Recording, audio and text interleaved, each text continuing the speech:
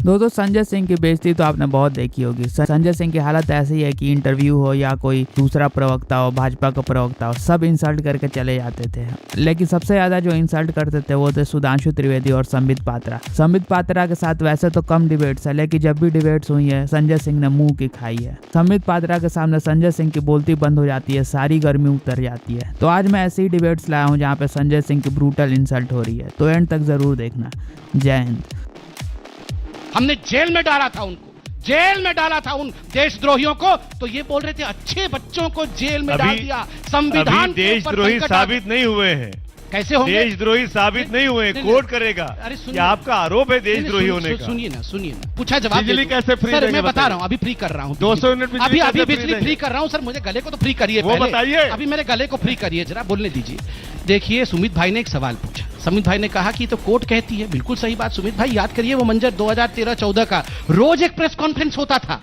रोज press conference में अरविंद केजरीवाल एक कागज लेके आते थे, 13 लोग चोर हैं। नंबर 1 चोर लालू प्रसाद यादव, और फिर आलिंगन लालू प्रसाद यादव के साथ जाके बिहार में आलिंगन कर रहे थे, याद है? ये रोज बिना कोर्ट जाए कौन ये सब जारी कर रहा था? चोर किसको कहना है, किसको नहीं कहना है, सब कुछ इन्होंने निर्णय किया। कोर्ट भी यही, लॉयर भी यही, फैसला सुनाने वाले भी यही। जहां तक कन्हैया कुमार जी का सवाल है, हमने तो चार्जशीट दायर की, सैंक्शन दे दो ना, प्रूव हो जाएगा। अच्छा, प्रूव हो जाएगा। आप ये कह रहे हैं एक चीज, अरविंद जी ने जो गलत किया एक तो आप भी गलत करेंगे। कौन कह रहा है? अगर वो चोर कह देंगे तो आप भी बगैर साबित हुए चोर कह देंगे। मैं सीना ठोक के कह रहा हूं, अरविंद केजरीवाल से सीखते हैं क्या? नहीं सुन लीजिए ना, मैं सीना ठोक के कह रहा हूं और शिखर सम्मेलन में कह रहा हूं, सरजिल इमाम देशद्रोही है। आप काट दीजिए, आप मेरे बात को काट दीजिए। जो आसाम को अलग करने की बात कहे, जो हिंदुस्तान को तोड़ने की बात कहे, जो कहे चिकन नेक में ज्यादा मुसलमान रहता है इसलिए हम चिकन नेक को काट देंगे, वो देशद्रोही है। मैं सीना ठोक के कहता हूं, काटो मेरी बात। कैसे काटो? Thank you. आप गद्दारों की फौज है ना, गद्दारों की फौज है तुम लोग। ठीक है, बहुत बढ़िया, हम फौज है। ऐसे आप हिंदुस्तान की फौज है, अच्छी बात है। हो क्या गया? गद्दारों की फौज आप लोगों ने क्या हो गया है? उसके जवाब क्या हो गया है भैया? आपको क्या हो गया? अगर गद्दार शब्द अनुराग ठाकुर ने कहा तो आपको तो आपत्ति नहीं है ना? नहीं है ना संजय जी? नहीं है ना? संजय जी मुद्दों पे आइए। संजय जी मुद्दों पे आने दीजिए। संजय जी 4.5 वर्षों तक यही अरविंद केजरीवाल कह रहे थे हमारी पास कोई शक्ति नहीं है, मोदी जी हमें काम नहीं करने दे रहे हैं, कोई काम हम नहीं कर पा रहे हैं। अचानक अब 2 महीना से सब काम हो गया, हमने सारा कुछ कर दिया। कैसे भैया?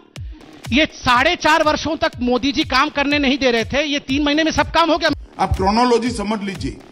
मुझे लगता है संजय सिंह जी वरिष्ठ नेता होकर कैसे अपने इंडी गठबंधन के सहयोगियों को भ्रष्ट बताने में लगे हैं। वैसे Sanjay ji, Osama bin Laden का आपने जिक्र किया, ओसामा को जी कहने वालों के साथ तो आप खड़े थे, याद है ना? भारत के एक नेता दिग्विजय सिंह जी, कांग्रेस के नेता ओसामा जी बोले थे कि नहीं, और जिनके साथ गले मिलके आप दिल्ली का चुनाव लड़े थे। तो जब आप लोग ये कहते हैं कि वो अहिंसा पे भाषण दे रहे, आप तो उनके साथ खड़े थे जो ओसामा को जी बोले थे, हाफिज को साहब बोले थे, जाकिर नायक को शांति का मसीहा बोले थे, और इशरत जहां को बेटी बोले थे। और आप कहते हैं कि लगता है कि ओसामा हिंसा का भाषण दे रहा। महोदय, शराब घोटाले में, दारू के दरिया में दिल्ली को डुबा देने वाले लोग, जिनकी सरकार ने ऑफिशियली एक पौवे के बदले दूसरा पौवा फ्री दिया, उसने जाके अपनी ईमानदारी की कसम कहां खाई? महात्मा गांधी की समाधि पर, जिनका जन्मदिन 2 अक्टूबर पूरे देश में ड्राई डे मनाया जाता है। भैया गजब का दारू का नशा आप लोगों को चढ़ा था। आज तक आपने पद्मजा जी कोई उदाहरण नहीं देखा होगा कि महात्मा गांधी की समाधि पे जाके कोई धरना प्रदर्शन करे। वो भी कौन सा आरोप? दारू का आरोप, गांधी जी की समाधि पे आके। तब लगता है कि जैसे कोई ओसामा बिन लादेन शांति का प्रवचन दे रहा है। नाना प्रकार के घोटालों में आबद्ध, शराब का घोटाला, हवाला का घोटाला, शिक्षा वाले मामले में तो छोड़िए, स्वास्थ्य के मामले में घोटाला। संजय जी देखिए, अब दिल्ली में आपको पता है आपने कांग्रेस पार्टी को एकदम जीरो कर दिया, सुपड़ा साफ कर दिया पिछले 10-12 साल में आपने। आप चाहते हैं कांग्रेस पार्टी अपनी दुकान बंद कर दे, दिल्ली में चुनाव न लड़े? आपकी बातों से ऐसा ही लग रहा है कि दिल्ली में कांग्रेस चुनाव ही ना लड़े। हम कहां कह रहे हैं कि चुनाव ना लड़े? हम उनके खिलाफ चुनाव में बोल रहे थे, लड़ रहे थे उनके खिलाफ। कांग्रेस के एक भी तो दिल्ली में तो आप सत्ता में हैं, तो आप ही के खिलाफ तो बोलेंगे हमारे साथ। तो सत्ता के बारे, अरे भाई तो हमारे सरकार के कामों की आलोचना करिए ना आप। संजय जी, हरियाणा की दिल्ली से तुलना मत करिए। ये कौन सी राजनीति आपने खुद ही कहा, और ये बात सच है, हरियाणा में बीजेपी सत्ता में थी, नहीं, मैं दिल्ली में आप हिमाचल सत्ता की बात कर रहा हूं। दूसरा, हरियाणा में आपकी पोजीशन क्या है, कितनी मौजूदगी है, सबको पता है। और कांग्रेस पार्टी तो दिल्ली में सबसे बड़ी पार्टी थी ना। आप हमारे पार्टी के, मतलब आप चाह रहे हैं स्थिति थी वो बरकरार है। ओके, मतलब आप कह रहे हैं कि कांग्रेस पार्टी दिल्ली में चुनाव लड़े, आपको कोई दिक्कत नहीं है, लेकिन वो मुद्दे ना उठाए जो भाजपा उठा रही है।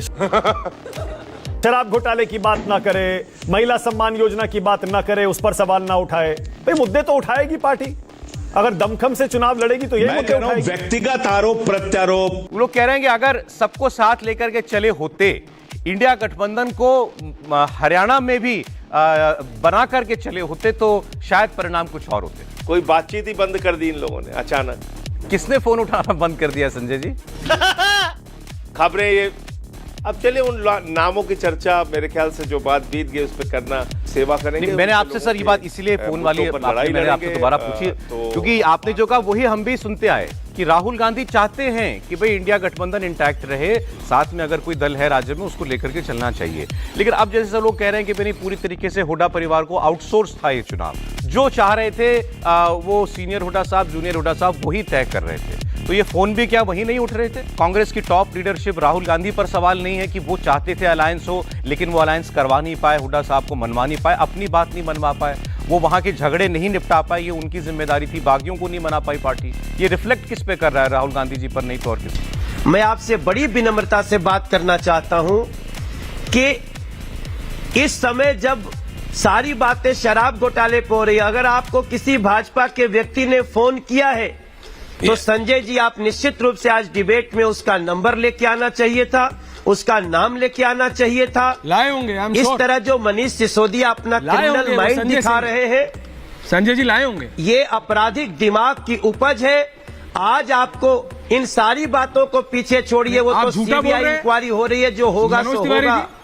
आप किसने फोन किया, किसने पार्टी में आने को कहा, ये आज देश को बताने की आवश्यकता है। नहीं, मनोज तिवारी जी आप झूठा बोल रहे हैं मनीष सिसोदिया को। संजय सिंह जी अभी मांग रहा हूं, ले आएंगे नाम।